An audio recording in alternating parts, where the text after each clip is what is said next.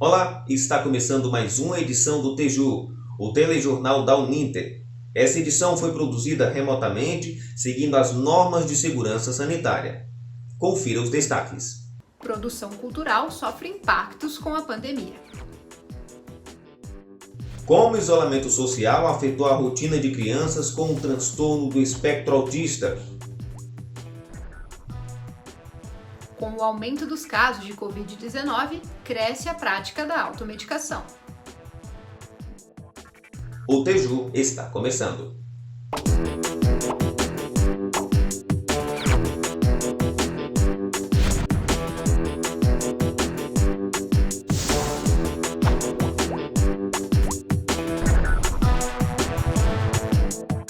Olá, tudo bem? Para as crianças com transtorno do espectro autista, a rotina é fundamental. A necessidade de isolamento social em função da pandemia afetou o dia a dia das famílias, que tiveram que se adaptar para manter as atividades. Saiba mais na matéria de Amanda Zanluca. A rotina é essencial para o indivíduo com transtorno do espectro autista, TEA, e em especial as crianças. Na casa de Vinícius, de 12 anos, tudo foi alterado em função da pandemia e da necessidade de isolamento social. Mas no início foi muito difícil da pandemia, porque parou a escola, a terapia parou por 30 dias, a clínica parou, né? Então foi muito difícil, quebrou aquela rotina dele, porque ele não pode sair, não poderia sair para lugar nenhum. Ele sempre foi uma criança que gosta de passear, gosta de ir nos lugares. O período da pandemia tem sido desafiador, principalmente para manter o ensino de maneira remota para crianças e adolescentes autistas, com atividades tendo que ser executadas de casa e sem o suporte presencial de um professor especialista. O Censo Escolar Anual do Instituto Nacional de Estudos e Pesquisas Educacionais, Anísio Teixeira, INEP, mostrou que o número de alunos com autismo matriculados em classes comuns aumentou em mais de 37% entre 2017 e 2018. Para a psicóloga Elaine Silveira, a quebra de rotina pode afetar a evolução de uma criança autista. Para a pessoa com autismo, ela se torna, digamos assim, muito mais importante porque esse cérebro não prevê situações que não foram, de alguma forma, treinadas numa narrativa social, em algum treino realmente comportamental para que aquele sujeito entenda o que possa estar para vir ou não. Então, como esse cérebro não prevê, como senso comum, a rotina se torna um regulador para ele. Para Daniela Kozelinski, presidente da União de Pais pelo Autismo, que atende mais de 700 famílias, as ações das entidades fazem a diferença na situação atual. A gente fez uma campanha para arrecadar alimentos, onde foi arrecadado mais de 1 tonelada de alimentos, e esses alimentos foram doados para as famílias que se inscreveram. Também a gente oferece o apoio, psicológico através dos psicólogos, das mães, no grupo, oferecendo essa rede de apoio para elas, e para quem precisa. E essa experiência traz todo dia uma nova lição para a família de Vinícius. O autismo é assim, a gente aprende a cada dia, né? Então, assim, a gente está aprendendo muito a trabalhar com ele. Antigamente eu tentava as coisas muito assim na firmeza, gritando, brigando com ele. Não, hoje a gente está aprendendo que quanto mais calmo, quanto mais baixo a gente, com calma, a gente falar, tentar ensinar, mais ele aprende. Com as escolas fechadas por conta da pandemia, a internet tem se tornado protagonista na rotina de estudos dos alunos. E como será que a tecnologia está influenciando na vida de professores e crianças? Descubra agora na matéria de Bruna Santoro. O uso da tecnologia se tornou essencial no dia a dia das famílias, devido ao isolamento social em função da pandemia do novo coronavírus. As aulas online não são algo recente, mas o que antes se restringia apenas aos estudantes acadêmicos passou a se estender a todos os demais. Mas como utilizar a tecnologia para os pequenos que acabam de iniciar a vida escolar? A pedagoga Isabelle conta que já era adepta aos recursos tecnológicos no trabalho, então não foi difícil se adaptar à nova realidade. Então, desde que a nossa realidade escolar e mundial mudou e que a gente não tem hoje a possibilidade de estar dentro de sala com a criança, a gente realmente vê o quanto a nossa vida fica dependente da tecnologia. Que você trazendo para a linguagem da criança, trazendo para o mundo da criança, a tecnologia sim tem muito a acrescentar e ela pode sim fazer a diferença mesmo na educação infantil. Óbvio que não é a mesma coisa, pois as crianças acabam perdendo aquela interação. O pequeno Bernardo, de 2 anos, iniciou os estudos em 2020, mas com o decreto de fechamento de todas as escolas, ele prosseguiu com as atividades em casa de forma online, com a supervisão da mãe. Toda a atividade que era realizada no ambiente escolar foi trazida para dentro da nossa casa. Tem dado super certo, realizamos com ele as atividades, registramos por meio de foto, enviamos para a escola, né? Eu acredito fortemente na importância da tecnologia, no sentido da educação. Eu acredito que pós-pandemia isso vai continuar e que é importante que continue. De acordo com dados do IBGE, de 2017 para 2018, houve um aumento de 4,2% no número de brasileiros que possuem internet em suas residências.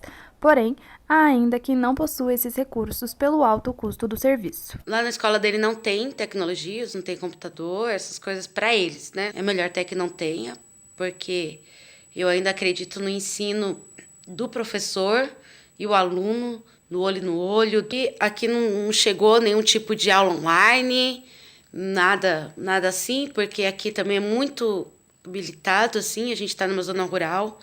Nem todos têm internet, porque a internet é cara. Seja de forma online ou com os métodos tradicionais, o direito à educação deve ser fornecido a todas as crianças do país. Bruna Santoro, de volta para o estúdio. A seguir, os riscos da automedicação para a saúde. A gente volta já.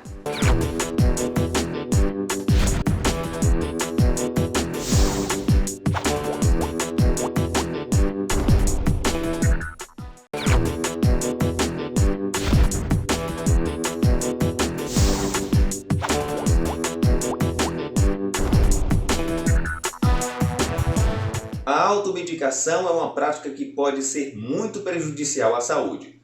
Com a pandemia, o consumo de remédios sem prescrição médica aumentou. Confira agora na matéria de Milena Souza. A automedicação é uma prática que cresce entre os brasileiros. Segundo dados do Conselho Federal de Farmácia, 77% da população toma remédios por conta própria. O farmacêutico clínico Rafael Rodrigues explica quais são os riscos da automedicação. Intoxicação. Desde 1994, o principal agente tóxico são os medicamentos. Interações medicamentosas, onde pode aumentar ou diminuir o efeito do seu medicamento. A resistência ao medicamento, o agravamento da patologia e também reações alérgicas. O Brasil está entre os 10 países que mais consomem medicamentos no mundo, segundo o Conselho Nacional de Farmácia. O fácil acesso aos medicamentos sem a receita médica é uma das justificativas para a automedicação no país, mas os motivos que contribuem para essa prática são muitos. O problema que eu julgo muito importante é o difícil acesso às unidades básicas de saúde ou aos pronto-socorros, pronto-atendimentos.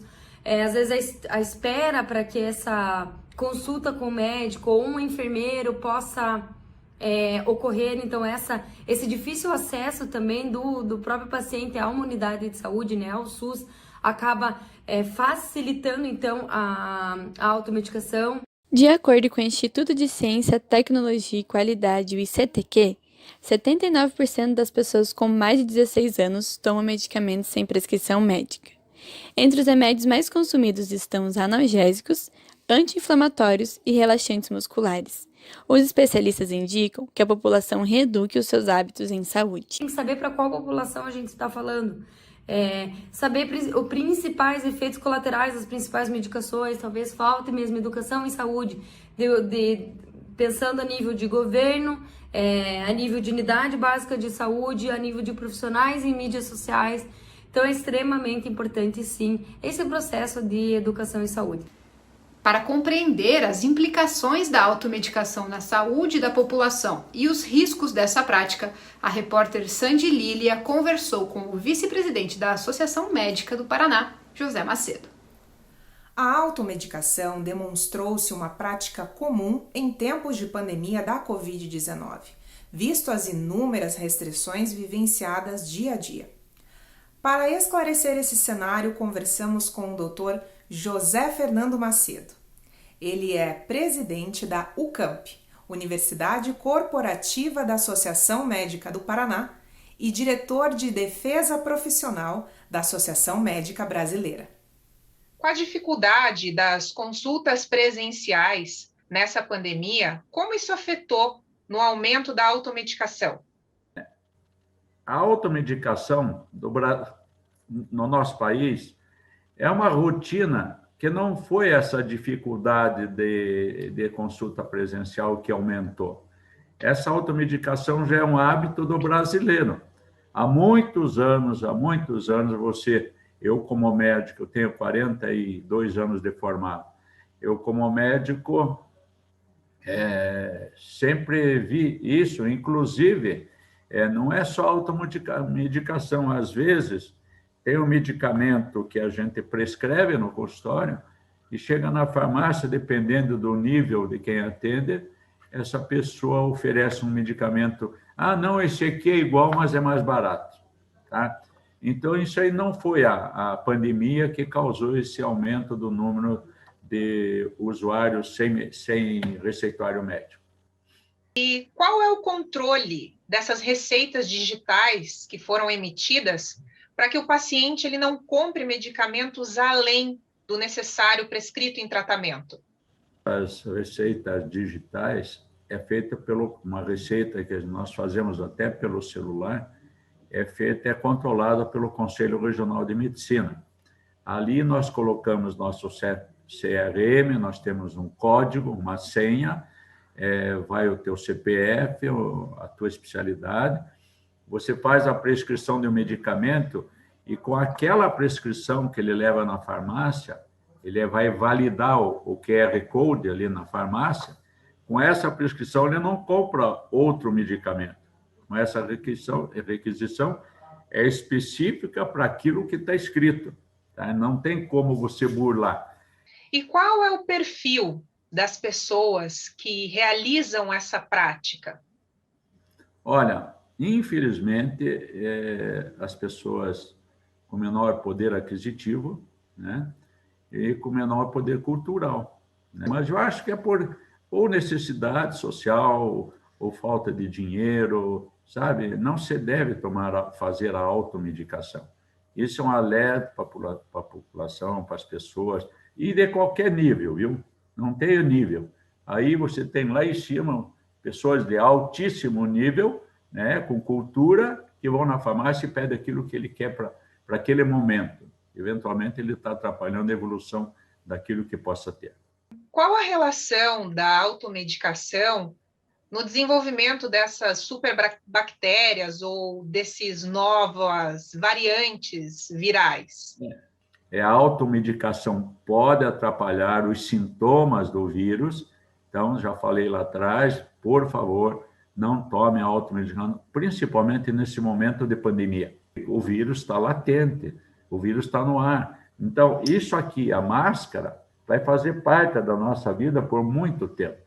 Então, o senhor conclui que a automedicação ela vai influenciar mascarando sintomas que podem ser sérios e, em virtude disso, ela deve ter o maior cuidado para não desenvolver doenças de maior potencial, correto, doutor? Com certeza, com certeza. E os vírus são os mais silenciosos possíveis, tá? Então, não tome automedicação, principalmente agora, nesse período de pandemia, né? Nós temos que preservar a saúde do povo e o povo tem que entender que tomar vacina é necessário e que fazer automedicação ela não está indo para lugar nenhum. E no próximo bloco, veja, as produções culturais se reinventam para enfrentar a crise.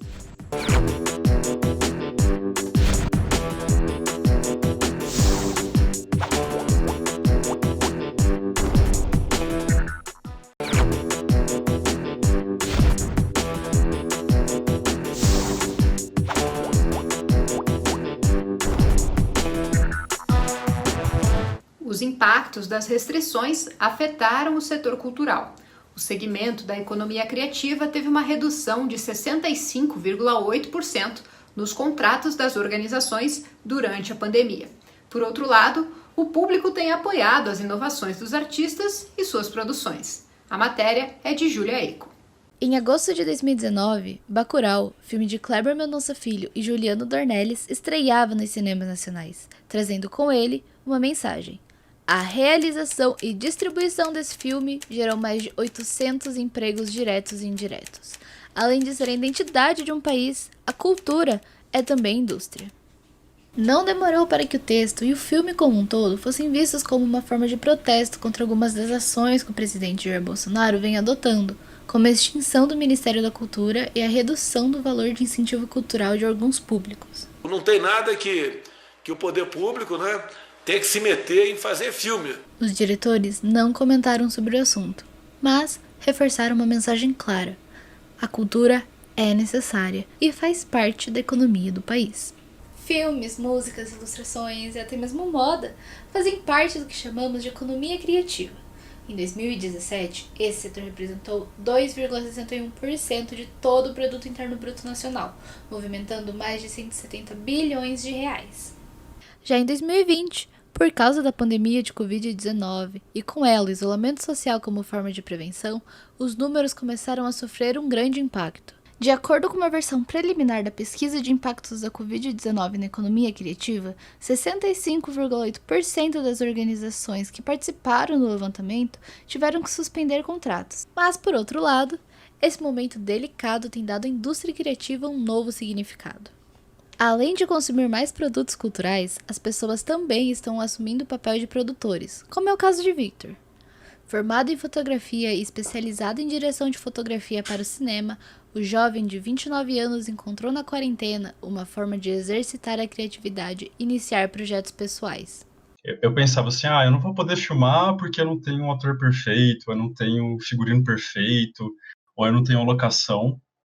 Mas, na verdade, tudo era muito eu que criava isso, sabe? Todos os projetos que eu tenho feito, os vídeos, eu tenho criado aqui no meu apartamento, sabe? Com o Léo, que ele aparece nos vídeos e me ajuda muito, sabe? Mas, apesar de toda essa nova identificação com o setor por parte da sociedade, a área ainda se encontra com poucos recursos e falta de incentivo. A gente teve a lei Aldir Blanc regulamentada agora há pouco, mas isso foi no último dia. Então, se a gente considerar que a lei ela foi para as instâncias governamentais e ficou 2 meses até ter a assinatura do presidente, isso é muito tardio. Mesmo com todas as dificuldades, a indústria criativa continua levando cultura e a arte para a vida das pessoas. Apesar do grande avanço feminino, ainda falta muito para mulheres conquistarem a igualdade de gênero no esporte. A lutadora Aline Silva relata a dificuldade e os preconceitos enfrentados para se manter no esporte. Conheça mais sobre a vida da atleta na matéria de Fabielle Souza. Aline Silva é a maior medalhista da modalidade de luta olímpica na atualidade, mas apesar de carregar esse título, a lutadora conta a dificuldade que é ter o esporte como profissão e como lida com o preconceito. Muita gente não vê o esporte ainda como profissão, né? Então, as minhas maiores dificuldades foram para me manter financeiramente. A gente sofre preconceito e algumas pessoas escolhem não saber, não entender preconceito, não é só no esporte. Eu escolho lutar contra, me posicionar, entender o patriarcado, o machismo, o sexismo, entender o porquê dos estereótipos e como eu, Aline, contribuo reforçando ou desconstruindo esses estereótipos, Apesar do grande avanço feminino, ainda falta muito para ter a igualdade de gênero dentro do esporte. De acordo com o Comitê Olímpico Internacional, as Olimpíadas de Tóquio 2021 apresentará 8 modalidades com mais atletas homens do que mulheres. Para mudar essa realidade, é necessário encorajar a participação feminina nesse meio, assim como o lutador de jiu-jitsu, Rogério Tavares, incentiva a filha a praticar luta. Aliás, ela começou porque eu incentivei. E o preconceito existe, sempre vai existir. Quando ela começou, existia preconceito na própria família, Mas eu sempre eduquei minha filha com muita sinceridade, assim. E eu nunca admiti que ela agisse com preconceito e nem que aceitasse preconceito. Ela não se importa com o que vão pensar dela, ela está fazendo jiu-jitsu. Pelo contrário, ela ganhou muita confiança e melhorou em vários aspectos da vida. Assim. Como forma de trazer mais meninas para o mundo esportivo, Aline Silva fundou a ONG Me Empodera, que oferece gratuitamente aulas de inglês e de luta livre para meninas entre 6 e 15 anos. Um projeto que busca promover a igualdade de gênero através do esporte. O Me Empodera veio de tudo que eu vivi, tudo que eu sofri, tudo que eu tive que enfrentar, olhando para tudo que me trouxe até aqui, tudo que me salvou, me formou. O inglês me abriu muitas portas. Eu acredito muito no poder do esporte como agente educador. Eu queria simplesmente colocar isso na prática, oferecer essa oportunidade que eu tive de transformar a minha vida, transformar a minha pessoa para outras jovens, né, que hoje eu vejo o momento de vida que elas estão passando e eu me vejo nelas. E tudo que eu queria que alguém fizesse por mim naquela época, né, e durante a minha trajetória, eu procuro fazer através do meu projeto. E a luta pela igualdade de gênero foi uma das bandeiras da Olimpíada de Tóquio. A participação feminina bateu recorde em uma única edição, representando 48% dos atletas. Outra conquista foi a participação da halterofilista Lara Humbart, como a primeira mulher transgênero a competir em uma Olimpíada. A autorização histórica foi feita pelo Comitê Olímpico Internacional.